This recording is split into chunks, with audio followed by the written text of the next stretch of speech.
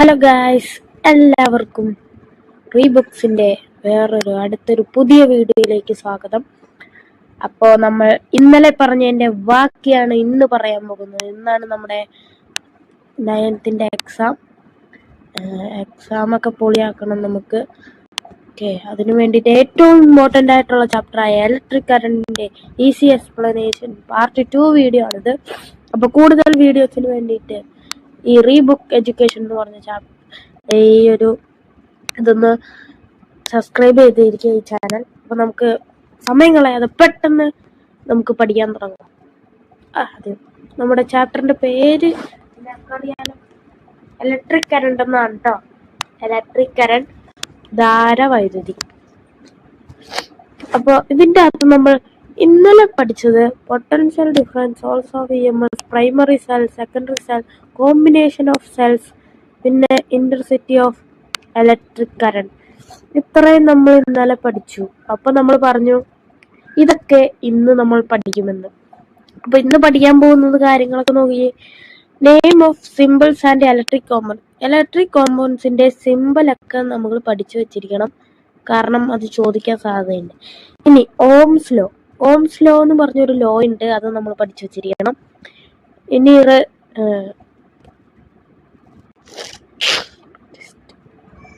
ഇനി റെസിസ്റ്റർ എന്ന് പറഞ്ഞൊരിതുണ്ട്, അതൊന്ന് നോക്കി വെച്ചിരിക്കണം. പിന്നെ റിയോസ്റ്റാറ്റ് എന്ന് പറഞ്ഞൊരു ഉപകരണം, അത് നമുക്ക് പഠിക്കാനുണ്ട്, അതൊന്ന് നോക്കി വെച്ചിരിക്കുക. ഇനി സീരീസ് ആൻഡ് പാരലൽ കണക്ഷൻ, അത് നമ്മൾ കോമ്പിനേഷൻ ഓഫ് സെൽസിൽ പറഞ്ഞാണ്.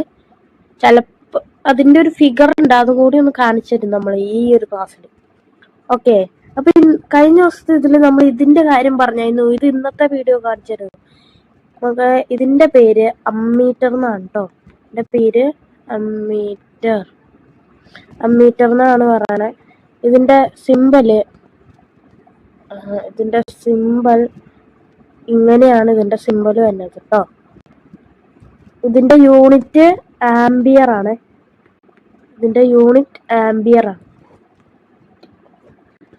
അപ്പൊ ഇത് എന്തിനാണ്? ഇതിന്റെ പേര് അമ്മീറ്റർ, ഇതിന്റെ സിമ്പൽ ഇതാണ്, ഇതിന്റെ യൂണിറ്റ് എന്താണ്? ആംബിയർ ആണ് കേട്ടോ. ഇത്രയും കാര്യങ്ങളൊന്ന് ഓർത്ത് വെച്ചിരിക്കുക കേട്ടോ. ഇത് എന്ത് മെഷർ ചെയ്യാൻ വേണ്ടിയിട്ടാണ്? ഇലക്ട്രിക് കറണ്ട് മെഷർ ചെയ്യാൻ വേണ്ടിയിട്ട് ഉപയോഗിക്കുന്നതാണ് ഈ അമ്മീറ്റർ. ഓക്കെ, അതും കൂടി ഒന്ന് ഓർത്ത് വെച്ചിരിക്കുക. ഇനി ഓംസ് ലോ അല്ലെങ്കിൽ ഓം നിയമം എന്നുള്ളതാണ്. ഓക്കെ, ഇത് കണ്ടില്ലേ? ഈ ഒരു ഇതിനെയാണ് ഓംസ് ലോ എന്ന് പറയണത്. ദേ നോക്കിയേ. ഓക്കെ, അതിനു മുമ്പേ ഇതിന്റെ അകത്ത് ഒരു കാര്യം കൂടി പറയാനുണ്ട്. ഈ നമ്മുടെ വോൾട്ട്മീറ്റർ ഇല്ലേ, അതെപ്പോഴും പാരലായിട്ടാണ് കണക്ട് ചെയ്യുന്നത് കേട്ടോ. ഒരു ബൾബിനോടോ അതല്ലെങ്കിൽ ഒരു സെല്ലിനോടോ പാരലായിട്ടും കണക്ട് ചെയ്യാം. താപനില സ്ഥിരമായിരുന്നാൽ ഒരു ചാലകത്തിലൂടെയുള്ള കറണ്ട് അതിന്റെ രണ്ട് അഗ്രങ്ങളിലൂടെ പൊട്ടൻഷ്യൽ വ്യത്യാസത്തിന് നേരനുപാതത്തിലായിരിക്കും. ഇത് ഓം നിയമം എന്നറിയപ്പെടുന്നു. Ohm's law states that the current through the conductor is directly proportional to the potential difference across the conductor when the temperature is constant. ഒരേ താപനിലയിൽ പോകുമ്പോൾ ചാലകത്തിലൂടെ ഉള്ള കറണ്ട് രണ്ട് അഗ്രഹങ്ങളിലൂടെ പൊട്ടൻഷ്യൽ വ്യത്യാസത്തിന് നേരെ അനുപാതത്തിൽ പോകും എന്ന് പറഞ്ഞാൽ ഡയറക്ട്ലി പ്രൊപ്പോർഷണൽ ആയിട്ട് പോകും. ഇനി നമ്മൾ നേരത്തെ കഴിഞ്ഞ വീഡിയോയിൽ ഒരു ട്രയാങ്കിൾ തന്നിട്ടുണ്ടായിരുന്നു, അതേപോലെ തന്നെ വേറൊരു ട്രയാങ്കിൾ തന്നേക്കാണ്. ഈ ട്രയാങ്കിൾ ഒന്ന് പഠിച്ചു വെച്ചിരിക്കണം, അറിഞ്ഞു വെച്ചിരിക്കണം കേട്ടോ. ഇപ്പോ ഫസ്റ്റ് തന്നെ ഐ കണ്ടുപിടിക്കാൻ പറഞ്ഞെന്ന് വിചാരിച്ചു. കറണ്ട് എന്നാണ്, ഐ എന്ന് പറഞ്ഞ കറണ്ടാണ്. I is equal to V by R. അതാണ് ചെയ്യേണ്ടത്. ഇനി അടുത്തത് R കണ്ടുപിടിക്കാനാണെന്ന് വിചാരിച്ചു. R കണ്ടുപിടിക്കാനാണെങ്കിൽ V/I ചെയ്താൽ മതി. അപ്പൊ നമുക്ക് R കണ്ടുപിടിക്കാൻ പറ്റും. ഇനി ലാസ്റ്റ് വൺ V കണ്ടുപിടിക്കാനാണെങ്കിൽ V ഇവിടെ എഴുതാട്ടോ. V കണ്ടുപിടിക്കാനാണെങ്കിൽ I × R ചെയ്താൽ മതി. എന്താണ്? I × R ചെയ്താൽ മതി. ഈ മൂന്ന് ഇക്വേഷൻ പഠിച്ചു വെച്ചിരിക്കുക, അറിഞ്ഞു വെച്ചിരിക്കുക. ഓക്കെ, പഠിക്കണം, അറിയണം. ഓക്കെ, ഇനി റെസിസ്റ്റൻസ്, പ്രതിരോധം. ഇത് വളരെ ഇമ്പോർട്ടൻ്റ് ആയിട്ടുള്ളൊരു ഇതാണ്. ഞാൻ പറയുകയാണെങ്കിൽ വളരെ ഇമ്പോർട്ടൻ്റ് ആണ്. ചിലപ്പോൾ ക്വസ്റ്റ്യനിൽ ചിലപ്പോൾ വാട്ട് ഈസ് റെസിസ്റ്റൻസ് എന്ന് പറഞ്ഞ ഒരു ക്വസ്റ്റ്യൻ വന്നിരിക്കാം. ഓക്കെ, നോക്കിയേ. ഇറ്റ് ഈസ്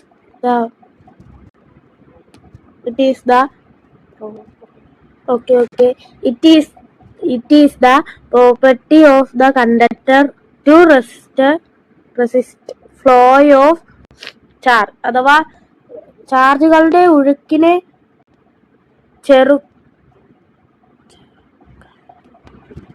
ചെറുക്കാൻ ഒരു ചാലകത്തിന്റെ കഴിവിനെ പ്രതിരോധം എന്ന് പറയുന്നു. അഥവാ ചാർജുകൾ ഒഴുകുമ്പോൾ അതിനെ തടയാൻ വേണ്ടിയിട്ട്, ഫ്ലോ ഓഫ് ചാർജിനെ റെസിസ്റ്റ് ചെയ്യാൻ വേണ്ടിയിട്ട് ഉപയോഗിക്കുന്നതാണ് റെസിസ്റ്റർ. ഇപ്പൊ നമ്മുടെ ചിലപ്പോ ചിലയിടത്തൊക്കെ ചില സ്കൂളുകളിൽ ഈ റെഗുലേറ്റർ ഉണ്ടാവില്ല, ഫാനിന് വേണ്ടിയിട്ട് റെഗുലേറ്റർ ഉണ്ടാവില്ല. പക്ഷെ അത് ചിലപ്പോൾ ഫുൾ സ്പീഡിൽ കറങ്ങും, ചിലപ്പോൾ ഈ നമ്മുടെ റെഗുലേറ്ററിൽ 2ഓ 3ഓ ഇടുമ്പോൾ ഉള്ള പോലെ കറങ്ങും. കാരണം എന്താ? അതോടെ റെസിസ്റ്റൻസ് നടക്കുന്നുണ്ട്. അതിൻ്റെ അകത്ത് റെസിസ്റ്റൻസ് നടക്കുന്നതുകൊണ്ടാണ് നമുക്ക് അവിടെ റെഗുലേറ്റർ ഇല്ലാതെ അത് കറങ്ങുന്നുണ്ട്. അത് ചെറിയ സ്പീഡിലാണ് കറങ്ങുന്നത്. അതിനെ നമ്മൾ പറയുന്നതാണ് റെസിസ്റ്റൻസ്. അതൊരു എക്സാമ്പിൾ ആണ് പറഞ്ഞത്. ഇതാണ് അതിന്റെ ഡിഫൈനൊക്കെ ചോദിച്ചു കഴിഞ്ഞാൽ ഇതാണ് എഴുതേണ്ടത് കേട്ടോ. ഡിഫൈനൊക്കെ ചോദിച്ചു കഴിഞ്ഞാൽ ഇത് എഴുതണം. ഓക്കെ ആണോ? സെറ്റാണോ? ഓക്കെ. ഇതിൻ്റെ അകത്ത് നമുക്ക് പറയാണ് factors affecting the resistance for conductor. അഥവാ പ്രതിരോധത്തെ സ്വാധീനിക്കുന്ന ഘടകങ്ങൾ ഏത്? ഇതിൻ്റെ ഒരു ഷോർട്ട് ഫോം പറഞ്ഞിട്ട് നിങ്ങൾ ലാൻഡ് എന്ന് പഠിച്ചാൽ മതി. അല്ലേ, ലാൻഡ് അല്ലല്ലോ, ലാറ്റ്. ഇത് പഠിച്ചു വെച്ചാൽ മതി. ലാറ്റ് പഠിച്ചു വെച്ചാൽ മതി. അഥവാ L എന്ന് പറഞ്ഞു കഴിഞ്ഞാൽ ലെങ്ത് ആണ്, എന്ന് പറഞ്ഞു കഴിഞ്ഞാൽ area of cross section. Okay, N എന്ന് പറഞ്ഞാലോ നാച്ചുറൽ ഓഫ് മെറ്റീരിയൽ. അടുത്തത് T എന്ന് പറഞ്ഞു കഴിഞ്ഞാൽ ടെമ്പറേച്ചർ. ഇത്ര നിങ്ങൾ ഓർത്ത് വെച്ചിരിക്കുക.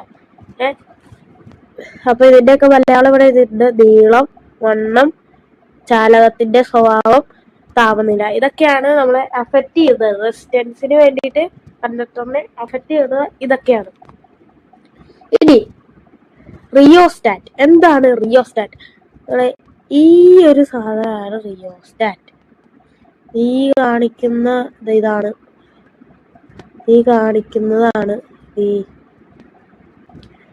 കാണിക്കുന്നതാണ് റിയോസ്റ്റാറ്റ്. ഓക്കെ, ഇതിന്റെ സിമ്പൽ ഇതാണ്. ഓക്കെ, നോക്കിയേ. ഒരു ചാലകത്തിന്റെ വണ്ണം മാറ്റാതെ നീളം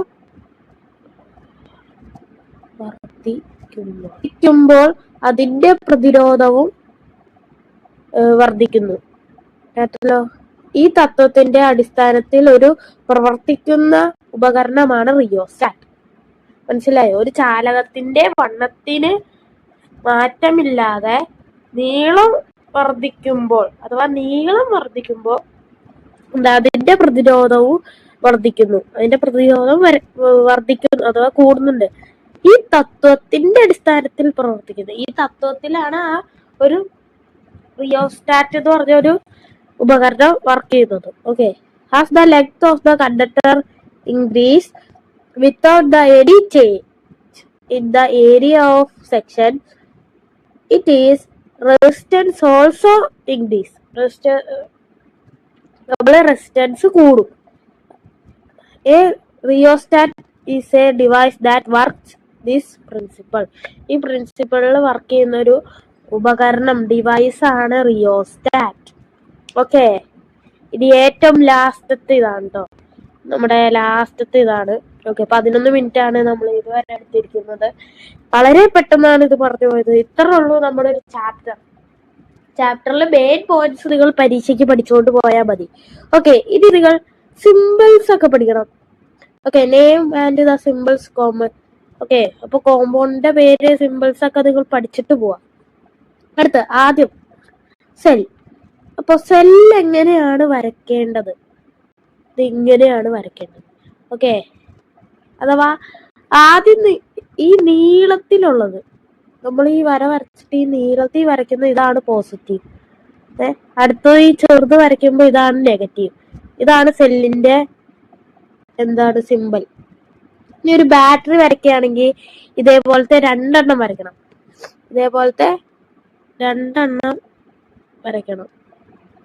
ഞാൻ ഈസി ആയിട്ട് പറഞ്ഞു തരാം കേട്ടോ. ഇതേപോലത്തെ 2 എണ്ണം വരച്ചു കഴിഞ്ഞാൽ അതെന്തായി? ബാറ്ററിയായി. അതെന്തായി? ബാറ്ററിയായി. അതൊന്ന് നിങ്ങൾ ഓർത്ത് വെച്ചിരിക്കുക. അടുത്തത് ഇനി കീ അല്ലെങ്കിൽ സ്വിച്ച്. കീ അല്ലെങ്കിൽ സ്വിച്ച് എന്ന് പറയുമ്പോൾ ഇങ്ങനെ വരും, അല്ലെങ്കിൽ ഇങ്ങനെ വരും. ഓക്കെ, അത് നിങ്ങൾക്ക് എങ്ങനെ വേണമെങ്കിലും എഴുതാം. ഇനി സ്വിച്ച് അല്ലെങ്കിൽ കീ ഓൺ ആയിട്ടിരിക്കുമ്പോൾ കണ്ടില്ലേ, ഇതൊരു പിരമിഡ് പോലെ ഇങ്ങനെ വരും. മറ്റേതാണെങ്കിലോ നടുക്കൊരു സാധനം വരും, അത്രേ ഉള്ളൂ. പിന്നെ ലാമ്പ് അല്ലെങ്കിൽ ലൈറ്റ്. ഓക്കെ, ബൾബ് എന്നും പറയും. ബൾബിനെ വേറെ രീതിക്ക് ഇങ്ങനെ ചെയ്യാം. ഇങ്ങനെ നമുക്ക് ബൾബ് വരയ്ക്കാം കേട്ടോ. അല്ലെങ്കിൽ ഇത് ഓമാണ് കേട്ടോ, ഇത് ബൾബ് ഇങ്ങനെ വരയ്ക്കാം അല്ലെ. ഓക്കെ, ബൾബിനെ ഇങ്ങനെയും വരയ്ക്കാം കേട്ടോ, ഇങ്ങനെ വരയ്ക്കാം. പിന്നെ ലാമ്പിനെ ഇങ്ങനെ വെച്ചിട്ട് ഇങ്ങനെ നമുക്ക് ബൾബ് അല്ലെങ്കിൽ ലാമ്പ് വരയ്ക്കാം. ഇനി എൽ ഇ ഡി വരുമ്പോ ഒരു ആരോ പോലെ ഇങ്ങോട്ട് കാണിച്ചിട്ട് അവിടെ ഒരു വര വരും, എന്നിട്ട് ഇതിനെ മുകളിലേക്ക് റെസ്റ്റ് ചെയ്യും. ഇതിനെയാണ് LED എന്ന് പറയുന്നത്. ഓക്കെ, ഇനി വളരെ ഇമ്പോർട്ടന്റ് ആയിട്ടുള്ള ഓൾട്ട്മീറ്റർ നമ്മൾ പറഞ്ഞിട്ടുണ്ടായിരുന്നു. വട്ടം വരയ്ക്കുക, വീടുക, 2 വര വരയ്ക്കുക. ഇനി അമ്മീറ്റർ ആണെങ്കിലും വര വരയ്ക്കുക, A എഴുതുക, ഇങ്ങനെ ഇടുക. ഓക്കെ, വളരെ ഇമ്പോർട്ടന്റ് ആണ് സിമ്പിൾസ്. ഇത് പഠിച്ചിട്ടേ നിങ്ങൾ പോകാൻ പാടുള്ളൂ. ഇത് പഠിക്കാതെ പോയി കഴിഞ്ഞു കഴിഞ്ഞാൽ നിങ്ങളെ എക്സാം ഭയങ്കര പാടായിരിക്കും. അപ്പൊ എന്തായാലും പഠിച്ചിട്ട് പോവാ. ഓക്കെ, ഇതിന്റെയൊക്കെ നോട്ട് നമ്മൾ ഇടുന്നതായിരിക്കും. ഓക്കെ, അപ്പോൾ നിങ്ങൾക്ക് നിങ്ങളുടെ പരീക്ഷയ്ക്ക് വേണ്ടി ഞാൻ ഓൾ ദ ബെസ്റ്റ് പറയാണ്. എല്ലാവർക്കും ഓൾ ദ ബെസ്റ്റ്. ഫിസിക്സിന്റെ പരീക്ഷ ഏറ്റവും നല്ലതാവട്ടെ എന്ന് പ്രാർത്ഥിച്ചുകൊണ്ട് ഇന്നത്തെ വീഡിയോ നിർത്തുകയാണ്.